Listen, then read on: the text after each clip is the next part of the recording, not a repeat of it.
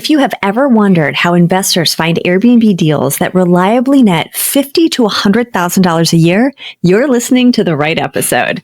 Today, we're diving into the exact formula of a guy who has helped over 400 investors find their cash-flowing dream Airbnbs.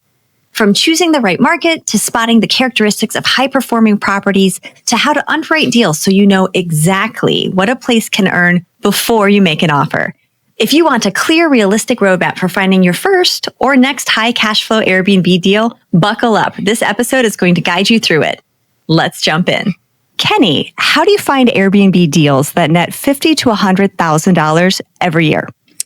There's three things that I do when I'm searching for Airbnb deals. Number one, I look in markets that fit my budget. So if I can't afford to be in a market, then I shouldn't even be looking at that market. Number two, I have to clearly define my ROI goals. So 50 to 100K is a pretty big difference. I like to narrow that in a little bit, and that also helps me know where to look.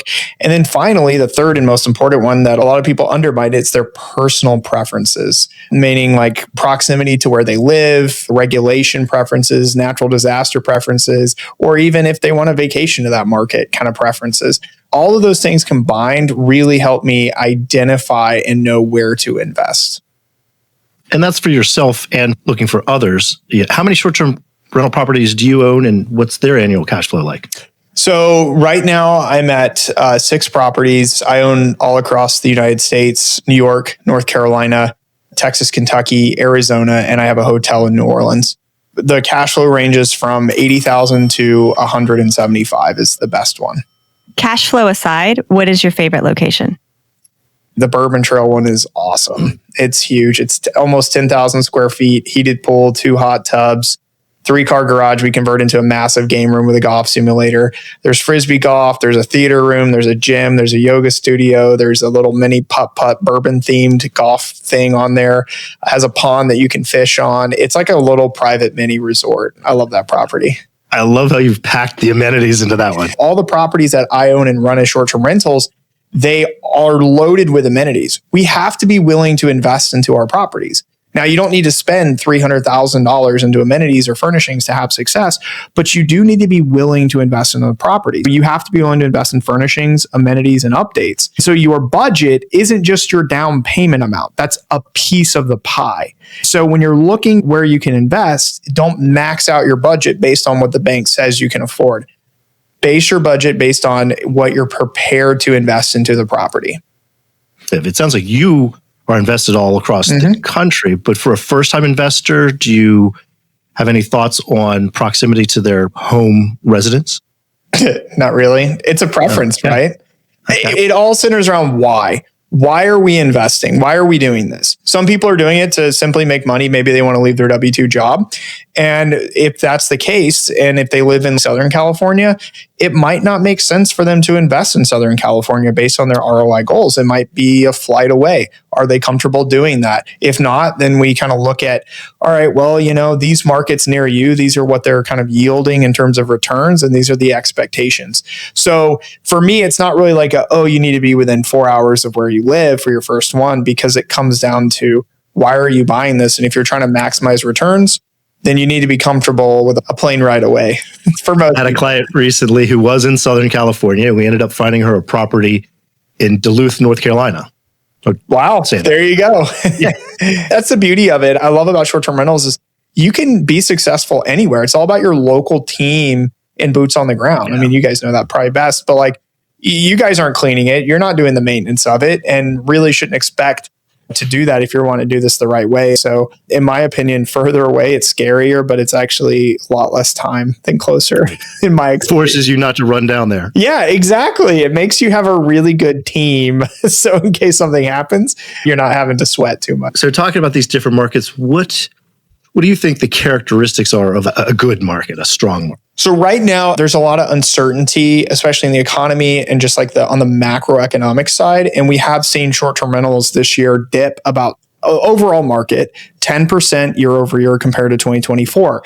And so really, you kind of have to take a step back and go, okay, Well, what markets are getting hit more than other markets? And what we found in the data is that the markets that are fly-in markets, meaning your big cities like Nashville, Miami, Orlando, places like that, those markets saw a bigger hit in revenue year over year, whereas your drive-in markets within, max 3 to 4 hours of a major city, those markets seem to be strong and thriving. So one of the characteristics I'm looking for, especially in 2026 in markets, are they drivable? Are people driving into these destinations? They tend to be more affordable. Obviously, you want to have some sort of traffic driver there. You just don't want it to be in the middle of nowhere. So drivable, and also regulation, what's that like? And then finally, what type of revenue are properties doing in those markets? So when I combine those things together, that gives me a good idea of the health and well-being of that market. Summarizing that a little bit, what I'm hearing is it should be a drivable market, but it doesn't have to be drivable for you. Correct. It's where people in DC might drive to, or people in Raleigh might drive to, but I could be the investor in Southern California. I love it. I tell people all the time, there are over 12,000 potential markets in the United States. That's a lot. You can pick a major metropolitan area and then just draw a little radius around 4 hours of that metropolitan area and look at all the attractions and things within that radius. Pick some really cool markets without having insider access to secret data and stuff behind the scenes. You don't need that to find success in the short-term rental space. There's a lot of common sense in Airbnb investing. Yeah, exactly. I wish it was relayed that way on social media. Like, people tend to chase what others are doing, like the popular markets. We hear about the Smokies, we hear about Orlando, we hear about Lake Tahoe and Colorado, sexy markets. But the reality is the ones that are just drivable, they have high amounts of tourism because of demand. And maybe they are really cool markets, just no one's talking about them. Those tend to be the best ones. Yeah, you're describing the location of all 15 of our properties. So I feel good. There you go. Yeah. I said, let's move from market to property just a little bit. What do you think it's essential to look for in the property as a potential investment property? But the biggest thing I look for is something called a moat. The moat is something that separates you from the competition. One thing that I've learned in the space of doing this for 8 years is that people love to copy success. And there's nothing wrong with that. But the problem with that, though, is they'll look at your property if you're having success and try to replicate it. And if it's easy to replicate, what happens is that property that's at the top starts to go down because everybody else is doing the same thing. So when I'm looking for successful properties, I'm looking for properties that have unique attributes about it. Could be location, could be property type, could be the type of amenities and design. Could be, like doing A-frames or unique types of properties in and around areas, or the space or what it offers, the types of views it might have. Those are limiting factors that not everybody can replicate. So finding a moat is one of the most key pieces in finding a good deal in today's market. I completely agree. Is there anything that you would tell our listeners if you see this run away from this property? What should they avoid when they're looking for an investment property? One thing I tell people to avoid, don't buy in communities where all the properties are exactly the same. Just don't do that. Run away. Like, what are you competing on? Right. That's sort of the opposite of the moat. Exactly. Avoid cookie cutter. Exactly. All right. So if you already have a property, what are some creative strategies for turning that average short-term rental into an exceptional? Number one, niche down. Find out who your guest avatar is, their demographic, where they're coming from, and why they're coming to that market, and go all in on that. It really does sound like, why wouldn't I just market to everybody? But what I've learned in this space is when you market to everyone, you market to no one, in a sense. You become, I call it washed out or vanilla, essentially. Like, you look like all the other listings. The listings that do well on Airbnb have something unique about them that stands out, that calls to the guest avatar. So if you already have a property, really think about who your guest avatar is and how you can better market through amenities or your photos to that particular guest avatar, and you'll make more money. Makes total sense. No more vanilla. No more vanilla. I hate vanilla. None of our places are vanilla. Ours are always like, wait, is this too much? I'm like, oh, it's not enough. Once you've identified a market and a target property that isn't a cookie cutter, how do you evaluate the potential performance or return on investment for that property? That's a good question. Really, it comes down to what are current properties in that market doing? I know that's kind of a cop-out answer, but it's essentially what it is, right? We need data, right? Whether we actually have hard data, we know what other properties are literally doing because we talk to property managers or we know owners in the area, or we use data platforms like STR Insights or AirDNA or Price Labs to know how properties are performing. But here's the thing. I don't look at averages. I look at the types of property. So for example, let's take my Kentucky property. It's a 9-bedroom, 7-bath, right? So when we're looking at the data, we're not just looking in that tiny little zip code or the tiny city. We're actually looking across the region. So number one, who's coming there and why they're coming there?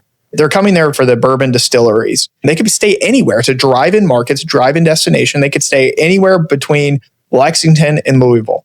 Okay. So if that's the case, my market and where I'm comparing my comps against are between Lexington and Louisville. So I got to understand my market boundaries. And then I'm looking at what 9 bedrooms are doing in the market. The 9 bedrooms with pools, how are they doing? And kind of getting a base idea of revenue from there. And then when I go into underwriting, I underwrite it in 3 scenarios. I call it my good, better, best, or worst case to best case scenario for revenue. And that helps me understand my risk levels, not just like, oh, I'm going to make 150,000, but this is what in the worst case they can do to the best case. For our listeners that think this process for finding and underwriting a winning short-term rental sounds kind of time-consuming, what does your company, STR Insights, do to streamline that process? Well, we do it for them. The people pay my company or pay me essentially to help them find deals, underwrite deals, and essentially coach them through that acquisition process and knowing what they need to do to have a moat. So it's like, cool, you found a property with a moat. How do you expound upon it? How do you target your guest avatar? What things do you need to add based on your budget and your goals? That's basically what we do at STR Insights. We got creative with a name. It's called Property Finder Done For You. I love it. How much does something like that cost? So our total cost of the program, it's not commission-based. We're not realtors. We charge a flat fee. It's $14K. We charge half up front and half upon close of the property. So $7K up front, $7K upon close of the property. All right. And how many investors have you helped find their perfect, not vanilla, amazingly moated property? So this year we hit 176, but altogether since I started this, it's about a little over 300. Well, congratulations. That's awesome. Yeah. We do this a lot. We're recording here and tax season's creeping up. How would you advise investors to use their Airbnb to offset their taxes?